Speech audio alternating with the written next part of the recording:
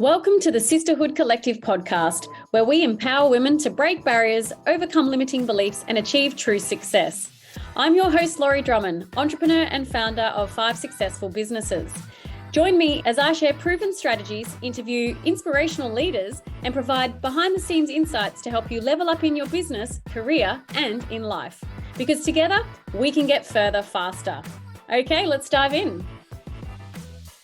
Well, today I am going to be having a nice little cool conversation with a good friend of mine, Kylie Pinwill. She's the mastermind behind the Hormone Code, which is a holistic solution where I think her approach goes a little bit beyond the conventional because she addresses the intricate connections between hormones, metabolism, and just overall well-being for women. I thought it would be fitting to talk a little bit about all of these things, but we want to know about this before we get to burnout. And then how do we, one, identify any sort of symptoms, and then how do we address them? What could we be putting in place to prevent ourselves from getting to this burnout? But I've been speaking to Kylie a little bit over the last few days and weeks, and she's a wealth of knowledge. So who knows where this conversation could actually go? Kylie, firstly, welcome. Thank you. I just thought it might be nice for you to tell us a little bit about yourself and how you came to being a professional in, women's health. Do you have a personal story that has led you there? Thanks, Laurie. Thanks for having me. I think it's a good question. And I think a lot of health practitioners, particularly in their natural health therapies space, have got some kind of story. So definitely, I've been in the health and fitness industry in one form or another forever. So when I was at uni, I was a Les Mills aerobics instructor. So I've taught step classes, high energy classes, all of those crazy things. And then I sort of got into nutrition when my kids were small. So I'd sort of come out of the corporate world and, didn't really want to go back into it as a new mum and didn't know what I wanted to do. So, sort of had a bit of a think about what do I really love? And I was still very much in that being healthy, looking after myself, looking after my family. So went down the nutrition route and studied and worked in kids nutrition for a while because obviously I had kids. So that's where we were. And then ended up in women's health. And it wasn't until my sort of early to mid 40s, I guess I was about 42, 43 at the time. And I absolutely hit a wall and I had no idea what was going on. And, hindsight, burnout or adrenal fatigue is a beautiful thing. And, I'm a bit of a slow learner. So I've put myself into adrenal fatigue a few times. But it was, how I had to actually address my hormones. So my thyroid hormone, my stress hormones, and look after my adrenals. And then, I was sort of starting on that perimenopause journey. So my hormones were all over the shop. And, I was crying, I was putting on weight, I was tired, I wasn't sleeping, and all of these things. I was like, what am I missing? What's going on here? And then when I sort of stepped back and sort of pulled it all together, I was like, oh my God, it's my hormones. And I realized like an in-body experience of how they all talk to each other. So if one kind of part of our hormones is out, everything is out. So it kind of taught me the value, and I guess led to where I am now of, looking at health, and particularly women. And I think medically there's not a lot on offer for us. We can get put on the pill or we get given antidepressants so we don't stop whinging about it, and I think, a lot of us and a lot of women I talk to feel gaslit by the medical center or the medical system because we're oh no, it's just the way it is, or you just have to put up with it, or you just have to, it's just, you're a mum with 3 kids and, you're running you've just got a busy life, maybe have a holiday, and lots of like really unhelpful stuff like that, or advice, or just not being heard and just being dismissed by the medical system. So that was sort of what led me down the path of, working in the women's hormone space. I mean, one of the things that I've noticed is that we do get so busy in life. If you're running businesses, you've got work, you've got kids. If you're juggling more than 1 to 3 things, life gets busy. And The first thing that we seem to neglect, particularly as we get older, is we don't put ourselves first and we're not prioritizing ourselves. And it's, for me this year, it's one of my things. Like, I need to prioritize me, and self-care it's on the top of my list to look after myself this year, which is why I kind of wanted to talk to you a little bit today too, is because, we don't do that, and we get this guilt about putting ourselves first as well, that I feel like we need to work through.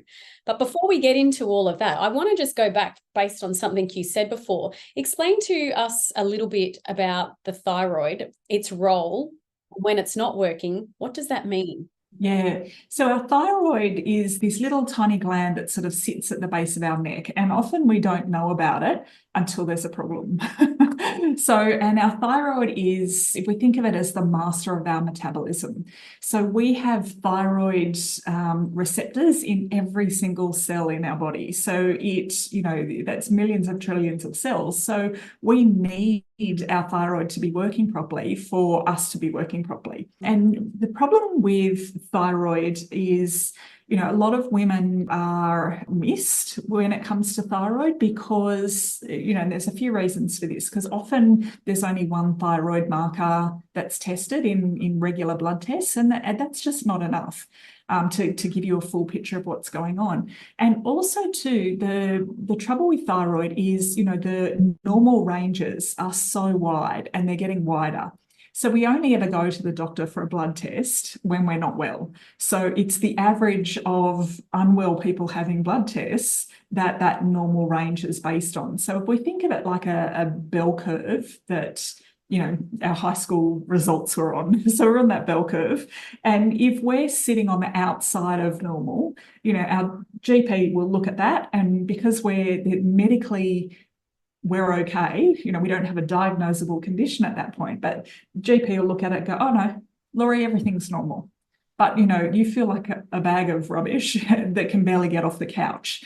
So there's a big difference between being normal and then being in that optimal range. So when your levels for everything when it comes to blood tests, so, thyroid levels, iron levels, your liver function, just your general blood chemistry, when that's in the optimal range, which is sort of a much narrower range, that's where we feel well and we are well. But when we're sitting on the outside of normal, that's where we can feel like rubbish, and that's where we're oh, don't worry, everything's fine. And and that's where I think, we get let down. Yeah. I mean, I hear the thyroid and the other one, being thrown around quite a lot. And the other one is adrenal. And I remember a tarot reader telling me once that I had adrenal fatigue, and I was like, what is that? And so obviously once I got home, I went and, checked it out. So, and I hear that that's quite a common issue for us as well. So what is that? Yeah, so our adrenals are like two tiny little glands that sit just above our kidneys, and they are responsible for our stress response. So if we're driving in traffic and someone pulls out in front of us, we slam the brake on, it's that adrenaline response that, we put the brake on so we don't have an accident in the car. So that sort of stress response that keeps us safe is actually a good thing. We need that. But what happens, I think, in the busyness of life is we are running around, we're in that stress. We have a million of those stress responses every day. So we sort of wake up and it's like, oh my God, there's no coffee beans. Oh my God, we're late for school. Oh my God, where are my car keys? Oh my God, where's this? Where's that? Oh shit, got to walk the dog. So it's, this bang, bang, bang. And the pace of life that we go at, we're sort of like constantly, having these adrenaline and cortisol responses. But eventually, these teeny tiny little glands, they're exhausted, they're tired. So they stop responding the way they should do. And that's where we enter sort of adrenal fatigue. It's also known as burnout as well. So our hormones all work together. So if we think of our hormones as our chemical messengers through our body, and they all talk to each other. So if our thyroid is out, we're going to be more susceptible to adrenal fatigue and vice versa.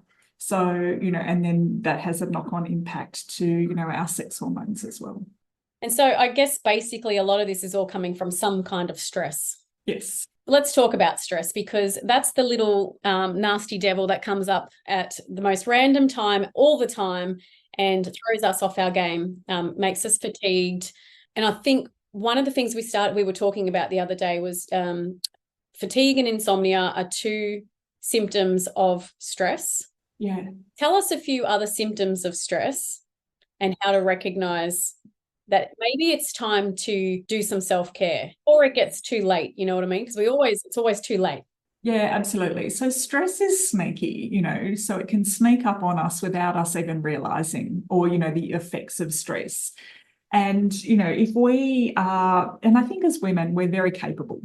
We take on a lot, and I often sort of describe it as we carry a basket, and in that basket we've got everything, because we're good girls. So we like to keep everyone happy, and we like to make sure that everyone else is okay. So we're constantly, sort of taking on load from everyone else, and we just carry this basket, and it just gets heavier and heavier. And unless we start taking things out of our basket and, lightening the load for ourselves, it can run into health issues. So if we think of stress and how it can impact every single aspect of our body, and this is a story I sort of use all the time, but I think, people go, okay, I get it. So if we, live in a beautiful cave, and we're gorgeous cave, it's very cozy in our cave, we've got a lovely bed, it's very comfy, we've got a beautiful stocked fridge full of lots of yummy foods in our fridge. And then, we're living quite happily, everything is fine.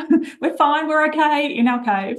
And then along comes a bear. So we have to get up and we have to run from our cave. And it's that adrenaline and cortisol response that gets us up and gets us running from the bear to keep us safe.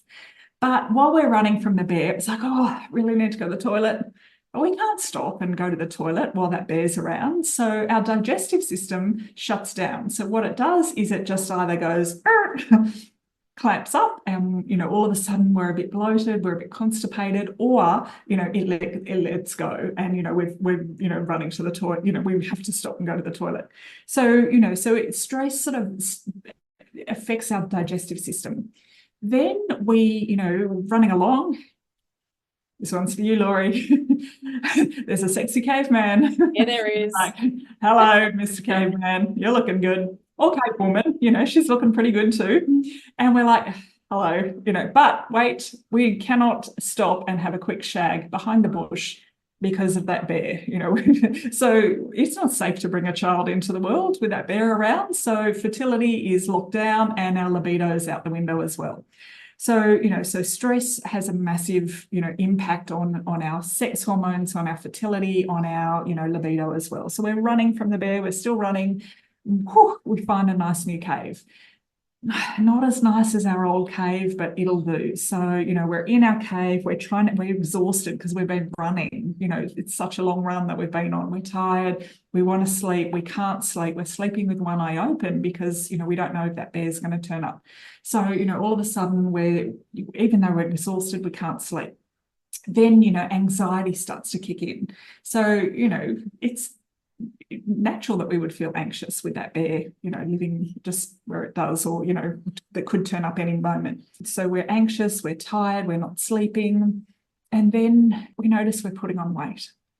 We're really not happy about it because, when we ran to our new cave, our body didn't know that there was going to be more food where we're going. So it decided to hold on to what can feel like everything we've eaten in the last week and like pack it on around our bodies. So it goes on our back. Nice. It goes sort of on our hips. It goes, on our arms. It goes like all the places that we don't want it. So even though our eating hasn't changed, we're starting to put on weight. So that's where, stress can sort of impact so many different areas of our health, and we don't realize, we don't put it back to the bear. We're like, why am I putting on weight? Or why am I so tired? But we forget that we've been under that constant stress for, an extended period of time.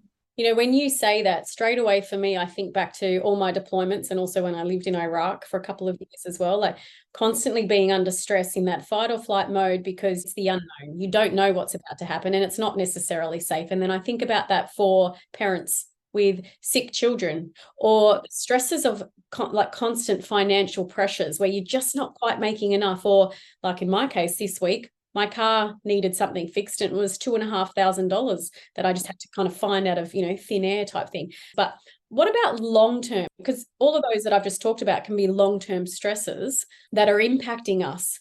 And as you say, we're very capable. So what we start to do, I feel, is we start to continue living, coping under that constant stress. We adapt. Yeah, we get used to it. That's our normal. We're so used to we're so used to surviving. We're survivors, but we're not living. We're missing the joy in life. We're missing fun. We're missing, good excitement that's not going to tip us over the edge. And unfortunately, yeah, we do adapt to that high stressful state. And you don't want it to end up into becoming a big sort of diagnosis. So I see a lot of women with autoimmune conditions, and women are more prone to autoimmune conditions, and I often wonder what's the stress or the trauma that's come up to that. So that's my theory, not proven necessarily, but autoimmune conditions, digestive issues, hormonal issues, and dare I say it, cancers and things like that. So, so you want to sort of catch it and, reverse. Like, we can't change the big stress that goes on. So, financial pressure, if we're in a relationship that we're not happy with, or, there's pressure at work, or, there's pandemics or whatever it is, we can't change the outside stuff necessarily. Ideally, in an ideal world, we could, but we can't always do that. But what we can do is change the way we respond. And, we can sort of down-regulate that stress response. And I think that's what, we've got to get better at doing. And, the self-care that we can bring in is, a really beautiful way of doing that. But I think we consciously have to make a decision to choose it and put ourselves first as well. Yeah, I feel like, well, for me anyway, it was a trigger. Like, I had to get to some sort of position where I was like, okay, I need to change something. And my reason for wanting that change became bigger than my reason not to change it, which is, I don't want to be like this anymore. People are going to find their own triggers, I have no doubt. But what's your list and your strategy for just basic self-care? Like, what are the things that we're not doing that we should be doing? Yeah.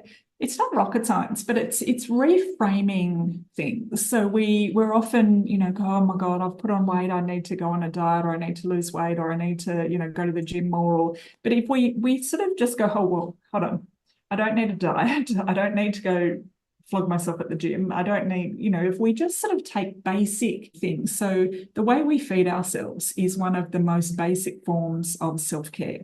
And I see women all the time, like, punishing themselves with food. So either, they're restricting their food, because they want to, say, lose weight. So they're restricting their food, or they're cutting food groups, or they've got all these crazy rules around what they should and shouldn't eat. But if we sort of take that to one side and go, actually, what if you nourished yourself?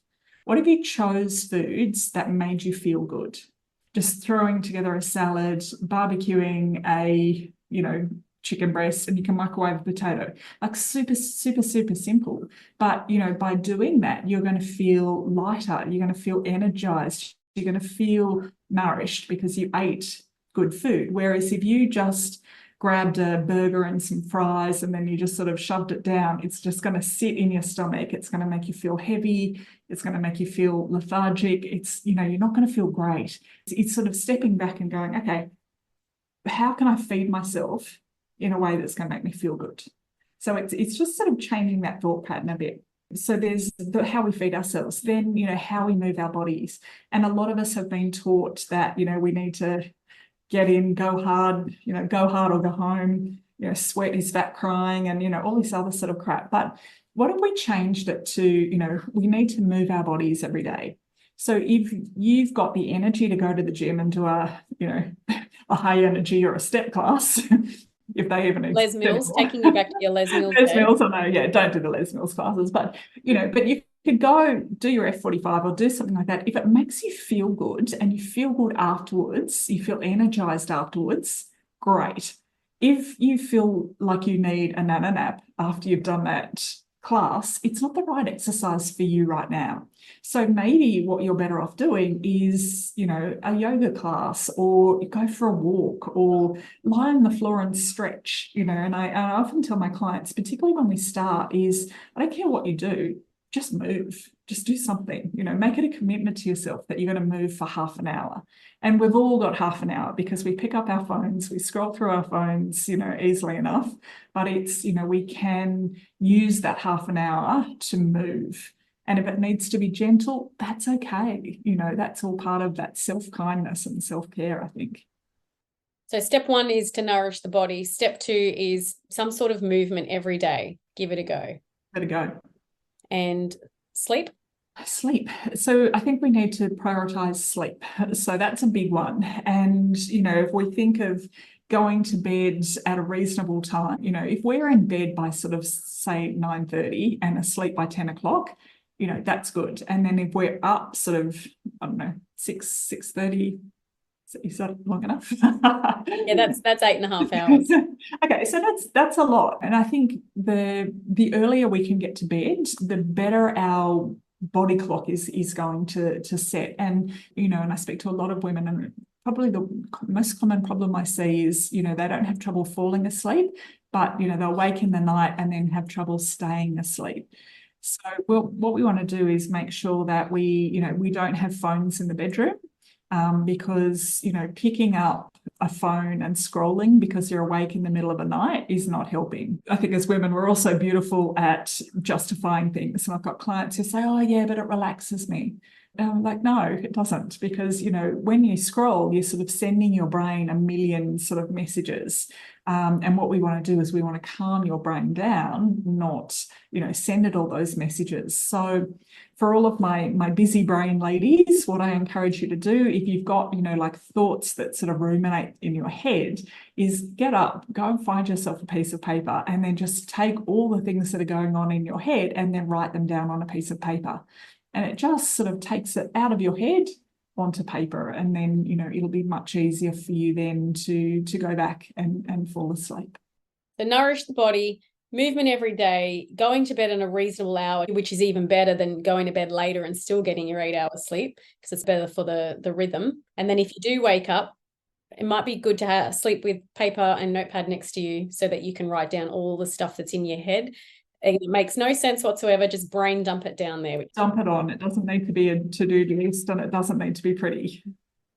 Kylie, what I wanted to talk a little bit about is perimenopause, because as we get older, which is happening to us all, things change, our bodies change.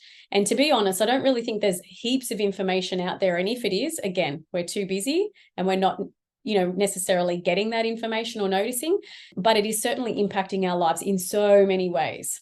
So I know that the hormones play a big role in how you're feeling and what happens to your body here. So I thought perhaps you could explain a little bit about perimenopause and what we should be looking for, the signs to tell us that, hey, maybe you are starting to go through that.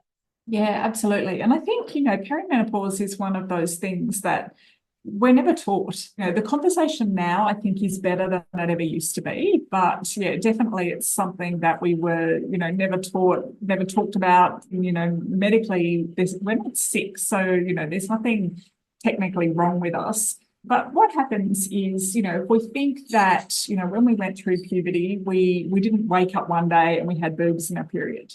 There was a process of a few years that we went through before that kicked in. So, and if we think of perimenopause as reverse puberty, so, it's where our reproductive hormones, we start to slow down the production of those hormones, and, basically it wraps up our fertility. So we're officially in menopause, when we haven't had a period for a year. For, women in sort of Western cultures, the average age is about 51. Can be a lot earlier for women who've had, chemotherapy treatments, who've had hysterectomies, who've had, there's a myriad of reasons why you can go into menopause earlier. But I think it's worth sort of knowing and sort of talking about the fact that it can actually start in our late 30s, mid to late 30s. And it's that slow process of, our hormones changing. There's definitely sort of 4 sort of stages of perimenopause that we go through. So first up, we might sort of notice that, we're feeling a bit more tired than normal. We might be, not sleeping as well and, putting on weight. And they're probably the three big ones that a lot of women, that I speak to notice first. Then we kind of go into sort of the next phase. So with those changing hormones, if we sort of, for the sake of simplicity, we'll sort of talk about estrogen and progesterone. So if we think of progesterone is our lovely, happy, calming hormone. So it helps us against PMS. It helps us, have lovely pain-free periods. It's sort of a bit of an anti-anxiety, bit of an anti-inflammatory. So that sort of tends to drop first. So our bodies are naturally producing lower levels of progesterone. But then what happens is, our bodies are sort of producing higher levels of estrogen, and we're also more likely to start recirculating that estrogen. So as that estrogen gets recirculated through our body, that ratio of progesterone to estrogen, gets bigger. So this is where we tend to notice like a lot of sort of the crazier symptoms of perimenopause. So some women might experience, heavier bleeding, heavier periods. They might become more frequent, so, closer together, more cramping, mood swings, more emotional. So, I hear a lot of women, like they're crying on TV ads, so similar to, when we were pregnant, you've got all those crazy hormones. So it's very similar to that. And that can be quite debilitating for a lot of women. Then we sort of move into the next phase of perimenopause. And this is where, we do that estrogen does come down a bit and we're naturally producing less estrogen. So this is where our periods might become further apart. They might become lighter. This is where a lot of women like hot flushes sort of tend to kick in. And, that's sort of a good sign, generally that estrogen has dropped. And then, it's a year before we hit menopause. Now, I will just give a bit of a spoiler alert that it's not uncommon for 8, 9, 10 months in, for, I call it the last hurrah. So a big humdinger of a period, and then that might be very much the last one, but your 12-month count does start again from then. So it's sort of interesting. And then, you can tick off that day where it's been 12 months and you're officially postmenopausal. Is there anything that makes this easier on us? Yeah, for sure. And I think with everything, the healthier you are and the more you look after yourself going into it, I think the better your transition will be, throughout menopause. Generally, women who have had sort of issues with their menstrual cycle all along, and again, we're all different, but, generally those women who've always struggled with their cycles will tend to have a harder time through menopause. But yeah, there's a lot we can do, in terms of diet, in terms of, lifestyle, to sort of support us through menopause. Absolutely. And I guess they could go to your website to probably learn a little bit more about that, or even jump on a call with you. Yeah, absolutely. So yeah, I'm always happy to point you in the right direction, of course. So Kylie, one of the things I also notice is that when you're in a share house or, you've got a family that you're looking after as well, we use, again, every excuse under the sun. I know this because I'm guilty of it myself for many, many things, but we use this excuse of not putting ourselves first and not actually doing the self-care. Yeah. Because we feel guilty. And maybe the husband or the kids want to eat a certain way, but you want to eat a different way because it, aligns with your hormones, your body right now, the energy that you need, or that you're wanting to lose a little bit of weight or something. Yeah. So obviously you mentor a lot of women through this sort of thing with regards to relationships and the guilt of putting themselves first. What's your advice for someone that's feeling? And I think that's a really good point, because I think, and it comes back to that people pleasing. We don't want to upset the household because we want to make some changes for ourselves. And I think this is where, if we sort of take a step back and sort of say, actually, change the narrative a bit. And, we want to be a role model for our family, for our kids. So we want our kids to see, and our boys as well as our girls, because I think it's equally important, we want to see that, the mum of the family or the wife or the girlfriend, she can look after herself, and that's okay, and start to show her family or show her, kids, oh, actually, this is what a healthy meal looks like. This is what I'm choosing to do for myself, because it's going to make me, they don't always say it's going to make me less cranky, but they're going to feel better for looking after themselves. And I think you were saying the other day is that you're the leader of the household. Yeah, absolutely. Be the leader of the household and decide to step up. You move your body every day in a way that feels good, because you choose to, because you want to. So as we've discussed, I really truly believe that you have to be selfish in your own self-care and start prioritizing yourself. It's the beginning of a year right now, depending when you're listening to this. And why not start this year? Get yourself on a good routine to, I guess, be more successful this year, whatever that looks like for you, just healthier and make it a priority.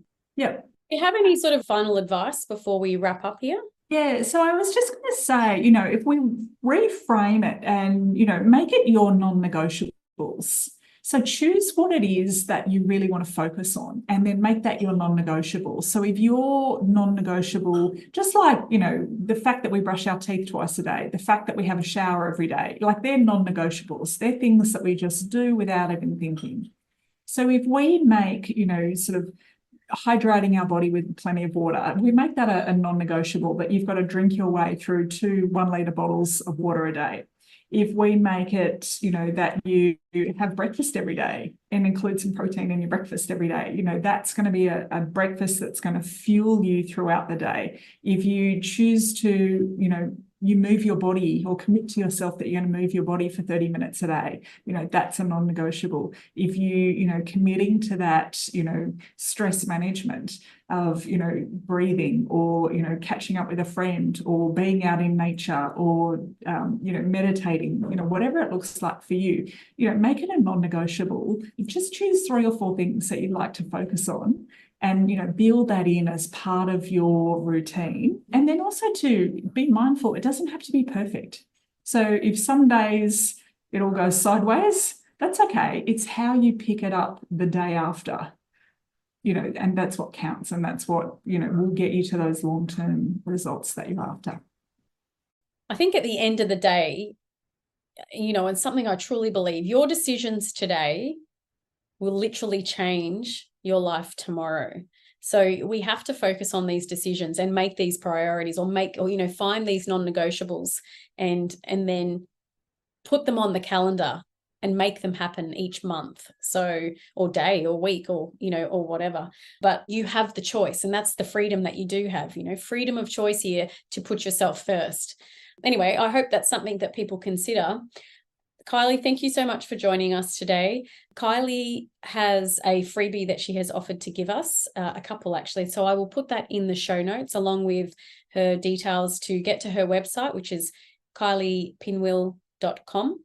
And I think it's really important that before we get to burnout, most of us are already under a lot of stress, but before we get to burnout, we need to think about these symptoms that keep coming up. This fatigue, the fact that we're fatigued and tired, or that we're not sleeping. Even myself, I find myself waking up sometimes at 2:30, 3:30 in the morning. Is it the fact that I'm still thinking about the next thing the next day because I'm juggling too many things? Is it perimenopause? Is it just stress of sorts? But maybe I think what I'm trying to say is that we need to be more aware of ourselves and our body, and then make that choice to do something about it. Thank you for joining us on the Sisterhood Collective podcast. Remember to hit that subscribe button so you don't miss out on any upcoming episodes. And if you want to be the first to hear what is new at Sisterhood Collective, you can find out more on our Instagram, or you can sign up to receive our weekly newsletter and let the good times continue to roll. Now it's time to turn your clear vision into bold action. I'm Laurie Drummond, your host, and until next time, keep striving to live that best life. Take care, and we'll see you soon.